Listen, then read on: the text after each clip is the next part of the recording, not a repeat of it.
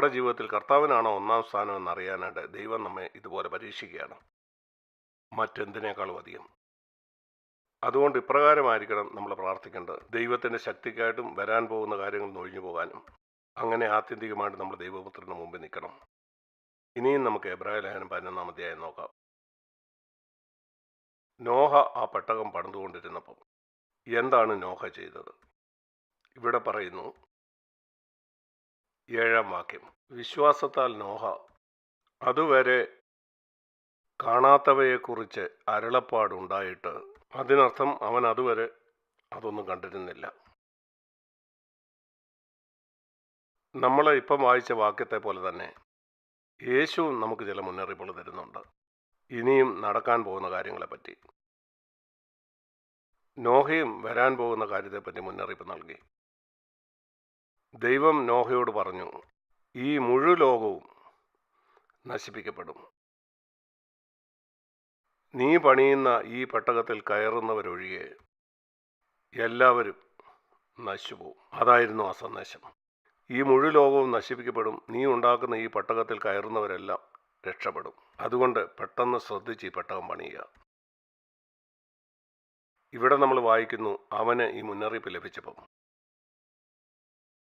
അവൻ ഭയഭക്തി പൂണ്ട്, ഭക്തിയോടുകൂടി, കാരണം ദൈവം പറഞ്ഞതിനോട് അവന് വളരെയധികം ബഹുമാനമുണ്ടായിരുന്നു. ആ ഭയഭക്തിയോടുകൂടെ അവൻ ദൈവവചനത്തെ ഗൗരവമായിട്ടെടുത്തു. അങ്ങനെ അവൻ ആ പെട്ടകം പണിതു. അങ്ങനെ അവൻ തൻ്റെ കുടുംബത്തെ രക്ഷിച്ചു. അവൻ്റെ കുടുംബത്തെ മാത്രമല്ല രക്ഷിച്ചത്, ആ പെട്ടകത്തിലേക്ക് അവൻ അടിച്ച ഓരോ ആണിയും ലോകത്തെ കുറ്റം വിധിക്കുകയായിരുന്നു. അതാണ് ഇവിടെ പറയുന്നത്, അവൻ ലോകത്തെ കുറ്റം വിധിച്ചു. എങ്ങനെയാണ് നിങ്ങൾ ലോകത്തെ കുറ്റം വിധിക്കുന്നത്? മെസ്സേജ് ബൈബിളിൽ അത് പറയുന്നത് അവൻ്റെ വിശ്വാസത്തിൻ്റെ പ്രവൃത്തി കൊണ്ട്. അവനൊരു നേർരേഖ വരച്ചു. അവിശ്വാസമുള്ള ഈ ദുഷിച്ച ലോകത്തിനും വിശ്വസിക്കുന്നവർക്കുള്ള നീതി പ്രാപിച്ചവർക്കിടയിൽ. നിങ്ങൾ കണ്ടിട്ടുണ്ടോ ഈ റോഡുകൾ തമ്മിൽ വിഭജിക്കുന്ന ഈ വര ചില വർഷങ്ങൾ കഴിയുമ്പോൾ മാഞ്ഞു പോകുന്നത്? വഴിയുടെ നടുക്കുള്ള ആ മഞ്ഞ വരകൾ, അതിൻ്റെ ഉദ്ദേശം ആ റോഡുകളെ തമ്മിൽ വേർപിരിക്കുകയാണ്. ഈ വഴിക്ക് പോകുന്ന വണ്ടികൾ, ആ വഴിക്ക് പോകുന്ന വണ്ടികൾ, വർഷങ്ങൾ കഴിയുമ്പോൾ അത് മാഞ്ഞു പോകും. അപ്പോഴേ ട്രാഫിക് പോലീസുകാർ അത് പിന്നെയും വരയ്ക്കും. ക്രിസ്തീയ സഭകളെക്കുറിച്ച് ഞാനിത് പലപ്പോഴും ചിന്തിച്ചിട്ടുണ്ട്. ക്രിസ്തീയ സഭകൾ ഈ വഴിക്ക് പോകുന്നു, ലോകം മറ്റേ സൈഡിൽ കൂടി വരുന്നു. വിരുദ്ധ ദിശകളിലാണ് ഇത് രണ്ടും സഞ്ചരിക്കുന്നത്.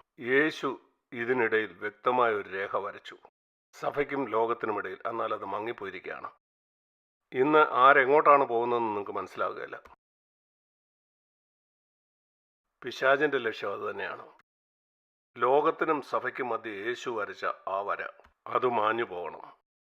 എന്നാൽ നോഹ ഒരു നേർരേഖ വരച്ചു. അവൻ ലോകത്തെ കുറ്റം വിധിച്ചത്, ഇതാണ് ആ വര. നീ ഒരു വഴിക്ക് പോകുന്നു, ഞാൻ മറ്റൊരു വഴിക്ക് പോകുന്നു. ഞാൻ നിങ്ങളോട് ചോദിക്കട്ടെ, നിങ്ങൾ സ്കൂളിൽ പോകാൻ തുടങ്ങിയത് മുതൽ ഇതുപോലൊരു നേർരേഖ നിനക്കും ക്രിസ്തുവിൻ്റെയോ ദൈവവചനത്തിൻ്റെയോ മൂല്യങ്ങളില്ലാത്ത മറ്റു കുട്ടികളുടെയും ഇടയിൽ ഉണ്ടായിരുന്നുവോ? ഈ മഞ്ഞ വര വളരെ വ്യക്തമായിട്ട് സൂക്ഷിക്കാനായിട്ട് മാതാപിതാക്കളായ നിങ്ങൾ നിങ്ങളുടെ കുഞ്ഞുങ്ങളെ ഉത്സാഹിപ്പിച്ചോ? അവർ സംസാരിക്കുന്ന കാര്യങ്ങളിൽ, അവരുടെ വസ്ത്രധാരണത്തിൽ, ഇതുപോലെ എല്ലാ കാര്യത്തിലും, അവരുടെ എല്ലാ പ്രവൃത്തിയിലും ഇടപാടുകളിലും. അതിനുശേഷം കോളേജിൽ മറ്റു കുട്ടികൾക്കും നിനക്കും മധ്യേ ഇതുപോലെ ഒരു രേഖയുണ്ടായിരുന്നോ? അവർ കേൾക്കുന്ന സംഗീതത്തിനും നീ കേൾക്കുന്ന സംഗീതത്തിനും ഇടയിൽ, അവർ കാണുന്ന സിനിമയും നിങ്ങൾ നിങ്ങളുടെ സമയം ചെലവഴിക്കുന്നതും തമ്മിൽ എന്തായിരുന്നു വ്യത്യാസം? അതോ നിങ്ങൾ മനുഷ്യൻ്റെ മാനം അന്വേഷിക്കുകയാണോ? അവർ ലൗകിക കാര്യങ്ങൾ സംസാരിക്കുമ്പോൾ നിങ്ങൾ പറയാം, സമൂഹത്തിലെ കാര്യങ്ങളുമായിട്ട് ഞാൻ ഒത്തുപോകണ്ടേ? നിങ്ങൾക്ക് വേണമെങ്കിൽ നിങ്ങളെ തന്നെ നീതീകരിക്കാം. ഇവരുടെയൊക്കെ സ്നേഹിതനായില്ലെങ്കിൽ എനിക്ക് എങ്ങനെ അവരെ നേടാനായിട്ട് കഴിയും? എന്നാൽ വർഷങ്ങൾ കഴിയുമ്പോൾ അവർ നിന്നെയാണ് നേടുന്നത്. ലോകത്തിനു വേണ്ടി അവർ നിന്നെയാണ്, നീ അവരെ നേടുകയല്ല. അവരിൽ ഒരാളെ പോലും നിങ്ങൾ നേടിയില്ല. നീ ഇപ്പോൾ അവരെ ചിന്തിക്കുന്നത് പോലെ തന്നെ ചിന്തിക്കുന്നു. അവിടെ പിശാചാണ് ജയിച്ചത്. ഇതാണ് നമ്മുടെ ചെറുപ്പക്കാർക്ക് സംഭവിക്കുന്നത്. നോഹ വരച്ച ആ നേരെയുള്ള ആ വര അത് പോയി. നോഹ ലോകത്തെ കുറ്റം വിധിച്ചു. എന്നാൽ അവൻ തൻ്റെ കുഞ്ഞുങ്ങളെ നേടി. അവർ മുതിർന്ന കുഞ്ഞുങ്ങളായിരുന്നു, കൊച്ചു കുഞ്ഞുങ്ങളായിരുന്നില്ല. അവർ മുതിർന്നവരും വിവാഹിതരുമായിരുന്നു. അവൻ പറഞ്ഞു, നിങ്ങൾ വിവാഹം കഴിച്ചോ ഇല്ലയോ, ഞാൻ നിങ്ങളുടെ പിതാവാണ്. എനിക്ക് നിങ്ങളുടെ കാര്യത്തിൽ ചില ഉത്തരവാദിത്തമുണ്ട്. നിങ്ങൾ നഷ്ടപ്പെടാൻ ഞാൻ ആഗ്രഹിക്കുന്നില്ല. ഇങ്ങനെയുള്ളൊരു മനോഭാവമല്ല എനിക്ക് വേണ്ടത്. അവരിപ്പം വിവാഹിതരായല്ലോ, എൻ്റെ ഉത്തരവാദിത്തം കഴിഞ്ഞ് ഞാൻ ദൈവത്തിന് മുമ്പ് ജീവിക്കുന്നു. അവനങ്ങനെ ചിന്തിച്ചിരുന്നെങ്കിൽ അവർ നരകത്തിലേക്ക് പോകുമായിരുന്നു. എൻ്റെ മക്കൾ വിവാഹിതരായതുകൊണ്ട് അവരുടെ ജീവിതത്തോടുള്ള എൻ്റെ ഉത്തരവാദിത്തം തീരുന്നില്ല. നോഹ എന്നെ പഠിപ്പിക്കുന്നത് അതാണ്. വെളിപാട് നോഹയുടെ മക്കൾക്കല്ല, നോഹയ്ക്കാണ് ദൈവം കൊടുത്തത്. അത് അവനവൻ്റെ ഭാര്യയ്ക്ക് പറഞ്ഞു കൊടുക്കണമായിരുന്നു. ഒന്നാമത് അവനവൻ്റെ ഭാര്യയെ ബോധ്യപ്പെടുത്തി. കുഞ്ഞുങ്ങൾക്ക് ഇത് മനസ്സിലാക്കി കൊടുക്കാൻ എത്ര സമയം എടുത്തു എനിക്കറിയില്ല. എന്നാൽ അതവൻ്റെ നിർബന്ധമായിരുന്നു. ഈ ലോകം നശിക്കാൻ പോവുകയാണ്, ഇതിനുവേണ്ടി ജീവിക്കരുത്, കാരണം ഈ ലോകം നശിക്കാൻ പോവുകയാണ്. ശരിയാണ്, നിനക്ക് ഭക്ഷണം വേണം, ജീവിത സന്ധാരണത്തിനായിട്ടുള്ള കാര്യങ്ങൾ വേണം. എന്നാൽ ഇത് നിന്റെ സ്ഥലമല്ല. നിനക്കും ഈ ലോകം ശാശ്വതമാണെന്നും ചിന്തിക്കുന്നുണ്ട് മധ്യേ നിനക്ക് വ്യക്തമായ ഒരു വരയുണ്ടായിരിക്കണം, ഒരു വ്യക്തമായിട്ടുള്ള നേർരേഖ. അതിൻ്റെ ഫലമെന്താണെന്ന് നിങ്ങൾക്കറിയാമോ? നോഹയ്ക്ക് 3 മക്കളായിരുന്നു. അവരെല്ലാവരും രക്ഷിക്കപ്പെട്ടു. അവരുടെ ഭാര്യമാരും രക്ഷിക്കപ്പെട്ടു. ഇവിടെ ഈ കാര്യം വ്യക്തമാണ്. അവൻ്റെ 3 മക്കളും ദൈവഭയമുള്ള സ്ത്രീകളെ വിവാഹം കഴിച്ചു. ഞാൻ ചിന്തിക്കുന്നു അവൻ കർക്കശക്കാരനായ ഒരു പിതാവായിരുന്നു. ഏതാണ്ട് 200-300 വയസ്സ് പ്രായമുള്ള തൻ്റെ മക്കളെ നിയന്ത്രിക്കുന്ന കാര്യത്തിൽ അവൻ വളരെ കർക്കശക്കാരനായി തീർന്നിരിക്കണം. നമുക്കൊരുമിച്ച് ഈ പെട്ടകം പണിയാം എന്നവൻ പറഞ്ഞു കാണും. ഞാൻ പറയട്ടെ, അവരാ പെട്ടകത്തിൽ നിന്ന് പുറത്തു വന്നപ്പം അവരവരുടെ പിതാവിനോട് വളരെ നന്ദി പറഞ്ഞു കാണും. നീ നിന്റെ മക്കളെ പ്രബോധിപ്പിച്ചുകൊണ്ടിരിക്കുന്നെങ്കിൽ യേശു വരുമ്പം നിന്റെ മക്കൾ നിന്നോട് നന്ദി പറയും. നീ ഈ ലോകത്തിനായിട്ടല്ല ജീവിക്കുന്നെന്ന് നിന്റെ ജീവിതം കൊണ്ട് നീ സാക്ഷി പറയണം. എങ്കിൽ മാത്രമേ നിങ്ങളുടെ മക്കളോട് അത് പറയാനുള്ള ധാർമ്മിക അവകാശം നിങ്ങൾക്കുണ്ടായിരിക്കുള്ളൂ. നിങ്ങൾക്കറിയാമോ, ഉൽപ്പത്തി 19 നോഹ ഒരു രാവിലെ എഴുന്നേറ്റ് തൻ്റെ മക്കളോട് ഇപ്രകാരം പറഞ്ഞു, നോക്കൂ, ദൈവം സൊദോം ഗൊമോറയെ നശിപ്പിക്കാൻ പോവാണ്, നമുക്ക് പെട്ടെന്ന് ഇവിടുന്ന് രക്ഷപ്പെടാം. ഹാ, അവരവനെ നോക്കി ചിരിച്ചു. ദേവദോസ് അങ്ങനെ പറയുന്നു. അവരവനെ കളിയാക്കി. നീയാണോ ഇത് പറയുന്നത്?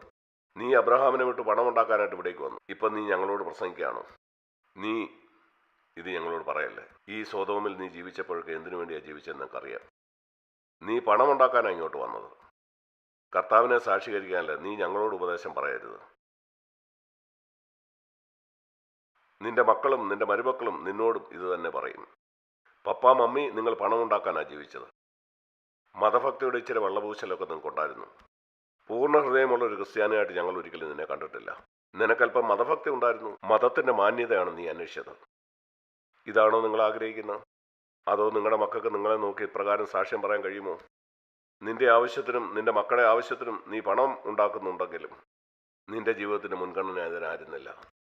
ദൈവമായിരുന്നു നിനക്കൊന്നാമത്. അതാണ് നോഹയിലെ ആളുകൾ കണ്ടത്. അവൻ അതിരാവിലെ എഴുന്നേറ്റ് പ്രാർത്ഥിക്കുന്നത് അവർ കണ്ടു. ഇപ്പോൾ അവൻ വളരെ നേരത്തെ തന്നെ എഴുന്നേൽക്കുന്നു. ഇപ്പോൾ അവന് രാവിലെ തന്നെ മരം വെട്ടാനായിട്ട് പോകണം. കൂലിക്കാരെ വിളിച്ച് തൻ്റെ പണം കൊടുത്ത് ആളുകളെ കൊണ്ട് അവൻ മരം വെട്ടിച്ചു. അവർ പറഞ്ഞു, പപ്പ ഇത് ശരിക്കും വിശ്വസിക്കുന്നുണ്ട്. അവൻ പ്രസംഗിക്കുക മാത്രമല്ല, അവൻ അവിടെ നിന്ന് പ്രസംഗിക്കുന്നു എന്നുള്ളത് ഒരു കാര്യം. അതവൻ ശരിക്കും വിശ്വസിച്ചു. അതുകൊണ്ട് അതിരാവിലെ തന്നെ എഴുന്നേറ്റ് അവൻ മരം വെട്ടാനായിട്ട് പോയി. താൻ സമ്പാദിച്ച സകല പണവും മുടക്കി അവൻ ആളുകളെ വിളിച്ച് ആ പെട്ടകം അവൻ പണിതു. അവനത് ശരിക്കും വിശ്വസിച്ചു. നാം വായിക്കുന്നു, ഈ മനോഭാവത്തോടുകൂടെ അവൻ ആ പെട്ടകം പണിതപ്പം അങ്ങനെയാണ് അവൻ ലോകത്തെ കുറ്റം വിധിച്ചത്. അങ്ങനെയാണ് ഇവിടെ പറയുന്നത്. ഭയഭക്തിയോടെ അവൻ പെട്ടകം പണിതു. അതിനാൽ അവൻ ലോകത്തെ കുറ്റം വിധിച്ചു. മറ്റൊരു വാക്കിൽ, അവൻ തനിക്കും ലോകത്തിനു മധ്യ എങ്ങനെയാണ് ഈ വര വരച്ചത്? അത് വെറും പ്രസംഗമായിരുന്നില്ല. ഈ ലോകം നശിച്ചു കഴിഞ്ഞ് ഇത് മാത്രമേ നിലനിൽക്കുന്നു എന്നറിഞ്ഞ് അവൻ പൂർണ്ണ ഹൃദയത്തോടെ അതിനുവേണ്ടി തൻ്റെ ജീവിതം ഒഴിഞ്ഞു വെച്ചു.